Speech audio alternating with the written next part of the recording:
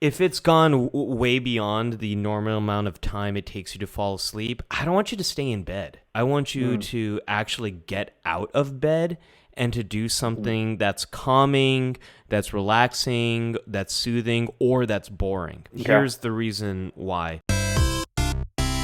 Jamie, it's Dr. Ali Mattu. You are on the Psych Show. How can I help you? Hey, Ali. Thanks for taking my call. Totally. Well, in the past couple of weeks, I've had some trouble just getting some sound sleep.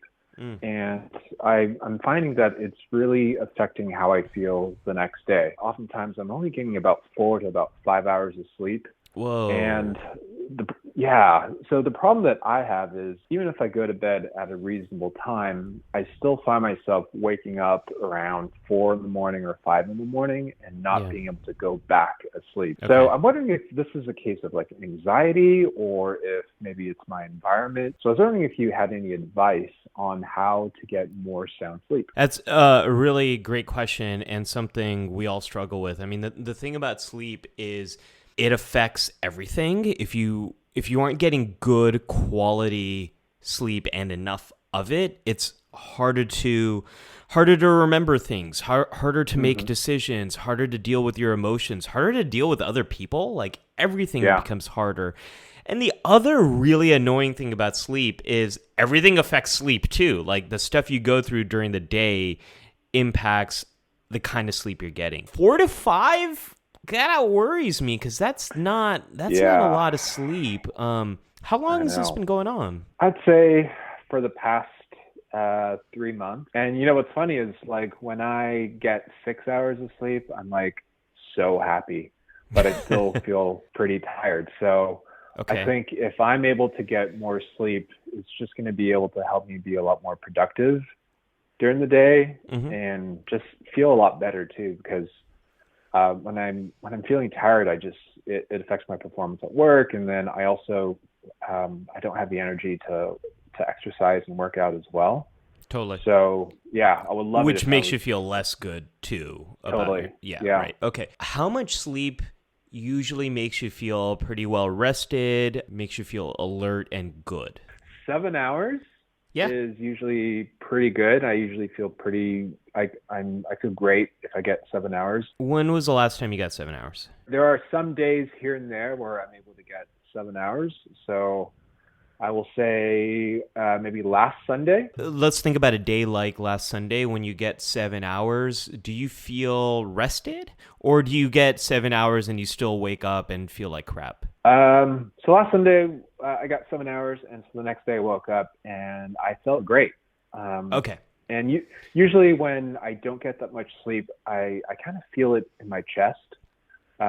So it affects, like if I go on a run or something like that, it's a little harder to breathe for some reason.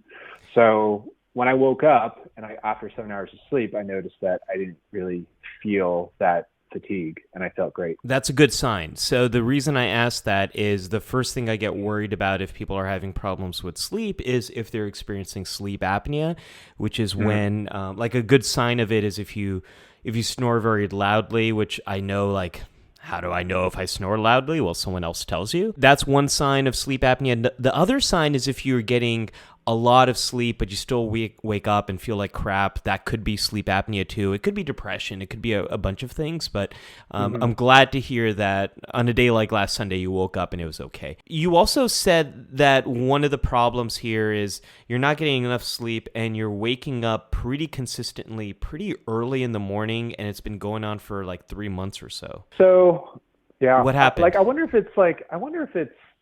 it's some sort of maybe anxiety. Maybe the reason why I'm waking up early is just because like I start thinking about work and I start thinking about my day. And once those thoughts start entering my mind, it's hard not to like keep on thinking about them. And then I then start waking up and then I just can't go back to sleep because then I have these thoughts in my mind and then I'm like, you know what? I might as well just get up and get my day started. Around what time are you going to sleep? Like, think about last night. What time did you go to bed? Midnight. And be honest, midnight. Okay. Yep. So going to bed at midnight, does that mean I'm laying down in my bed, or does that mean I probably fell asleep around midnight? Going to bed at midnight means turning the lights off. And Okay. I would say maybe falling asleep in about 10 minutes or something. Okay. And is that pretty typical for you? I fall asleep in about 10 minutes after getting into bed. It kind of varies. There are some nights here and there where it's just a real struggle to fall asleep. And then it might take like 2 to 3 hours sometimes on a bad night. That's hard. Usually, yeah, but that's like once in a blue moon. Yeah. Usually it takes about, 5 to 10 minutes to fall asleep. Okay. So one thing I want you to do, Jamie, is if it's gone way beyond the normal amount of time it takes you to fall asleep, I don't want you to stay in bed. I want you to actually get out of bed and to do something that's calming, that's relaxing, that's soothing, or that's boring. So here's the reason why. Your mind is an association machine. It connects things together, right?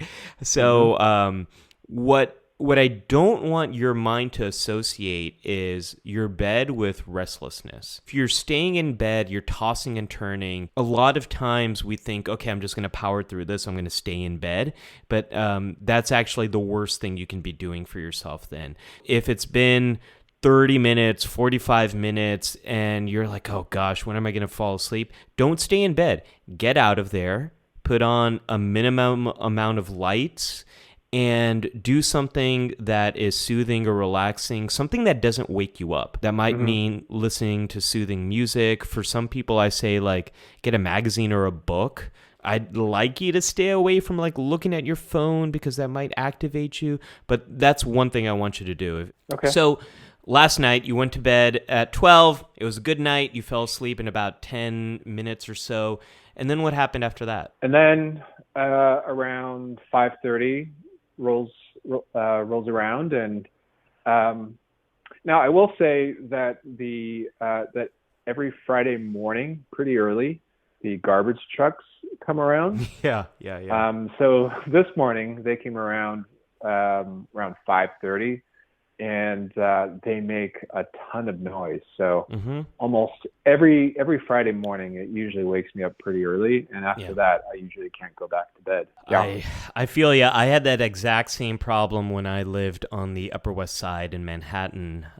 Just certain days of week, stuff would happen outside, and it would always wake me up. It's the worst. So a lot of times we think about how do I get more sleep, but one of the things that we all can do is improve the quality of the sleep we're already getting. For a lot of us, like let's say you only get 6 hours of sleep, there's something we can all do to improve the quality of that. So that might mean getting blackout shades if there's a lot of light coming into your room. It might mean if there's sound getting in the way in the morning, using earplugs or seeing if you can insulate your windows or a white noise machine or having a fan on.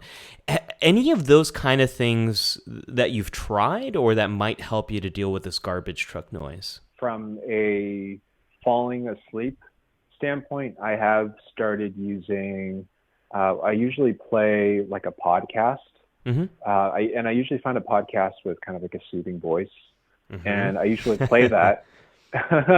And in about 5 to 10 minutes, I fall asleep. So that's really helpful. What I could do with that garbage trucks, I just don't think there really is any way around that, just because they make so much noise, right? And I've tried using earplugs before, and you can just hear it through the earplugs. I guess how I want to approach it is, once the garbage trucks are gone, any sort of methods that you can recommend to help me fall back asleep. One of the things I just wanted to point out there is you're doing something that I think is awesome, which is you have some type of sleep routine or nighttime routine. So for you, you're listening to this certain podcast, and it sounds like it has a soothing voice, and you probably only listen to it when you're getting ready to go to sleep. Is that right? Totally. And I probably couldn't tell you what they're talking about the next day, so it's only for the voice.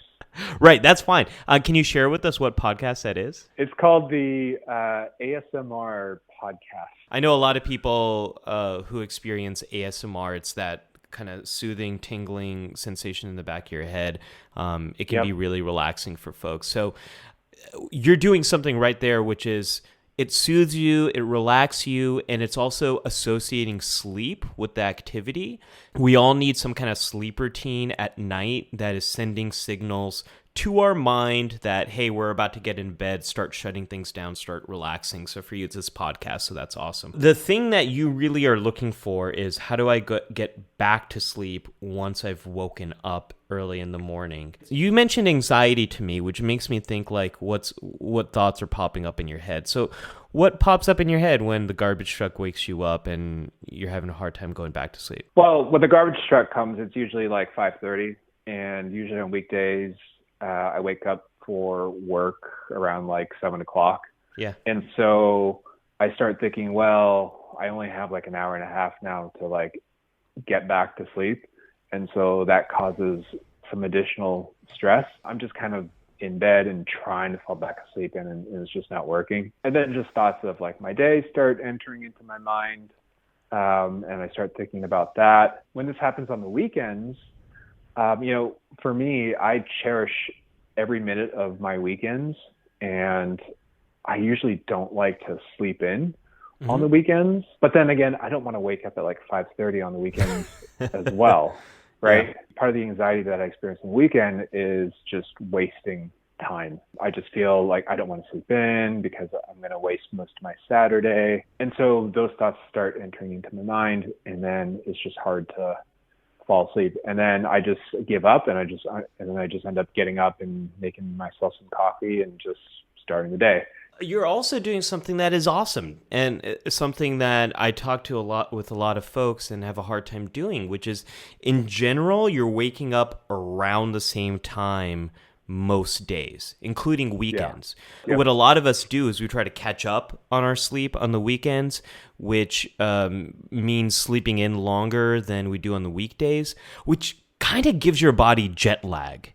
And it makes it even harder to wake up on Monday. The best advice is to wake up around the same time every day. Go to sleep around the same time every day, give or take a couple hours or so.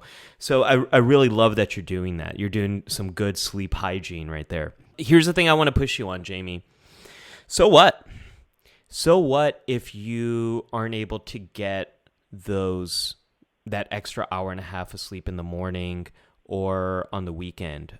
Well, then I kind of feel it for most of the day, and I feel lethargic and don't have the energy. It's kind of funny because, like, on the weekends, I still wake up early because I don't want to sleep in, but then I do kind of want to sleep in so I can get the energy to like go out and do stuff.